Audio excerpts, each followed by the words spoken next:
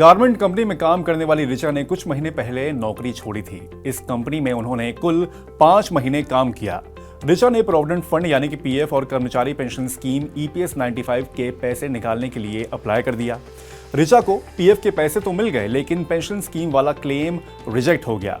ऋचा की तरह जो लोग जल्दी जल्दी जॉब बदलते हैं, उन्हें पीएफ का पैसा तो आसानी से मिल जाता है, लेकिन 6 महीने से कम का कंट्रीब्यूशन होने पर पेंशन की रकम वापस नहीं मिलती थी। सरकार ने इस नियम में बड़ा बदलाव किया है। अब 6 महीने से कम का कंट्रीब्यूशन होने पर भी पेंशन के लिए काटी गई रकम वापस मिल जाएगी। अब समझते हैं कि ईपीएस है क्या। ईपीएस एक पेंशन स्कीम है जिसे retirement fund body EPFO manage करता है। जो कंपनी ईपीएफओ के दायरे में आती है, वो हर महीने कर्मचारी की सैलरी का बेसिक और डीए का 12% हिस्सा काटती है।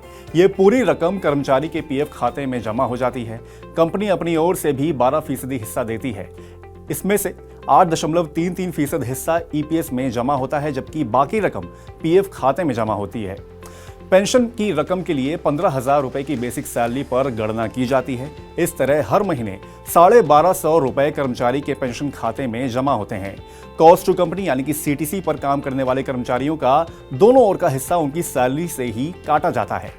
अगर आपके पेंशन खाते में 10 साल तक कंट्रीब्यूशन जमा हुआ है, तो आपको रिटायरमेंट के बाद जीवन भर पेंशन की सुविधा मिलेगी। सितंबर 2014 के बाद 15,000 रुपए से अधिक की बेसिक सैलरी वाले कर्मचारी ईपीएस के दायरे में नहीं है। कर्मचारी या उसके परिवार को कब और कितनी पेंशन मिलेगी, इसका एक खास फॉर्मूला है।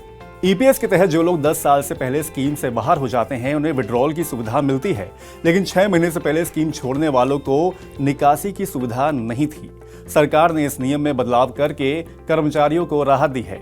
इससे हर साल 7 लाख से ज्यादा ऐसे ईपीएस सदस्यों को फायदा होगा जिनका कंट्रीब्यूशन 6 महीने से कम होता था। सरकारी आंकड़ों के अनुसार वित्त वर्ष 2023-24 में 6 महीने से पहले जॉब छोड़ने वालों के 7 लाख दावे खारिज किए गए थे। अब ये लोग अपना पैसा निकाल सकेंगे। ईपीएस को और बेहतर बनाने के लिए सरकार ने एक और बदलाव किया है। अभी तक पेंशन की गणना के लिए नौकरी की अवधि की गणना राउंड फिगर में की जाती थी। जैसे किसी कर्मचारी की सर्विस 11 साल 7 महीने है, तो कुल सर्विस 12 साल मानी जाती थी।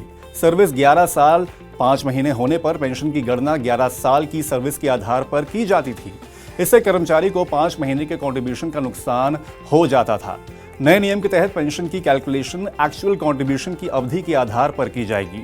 कुल मिलाकर सरकार का ये बदलाव कर्मचारियों के हित में है। इससे लाखों लोगों को फायदा होगा।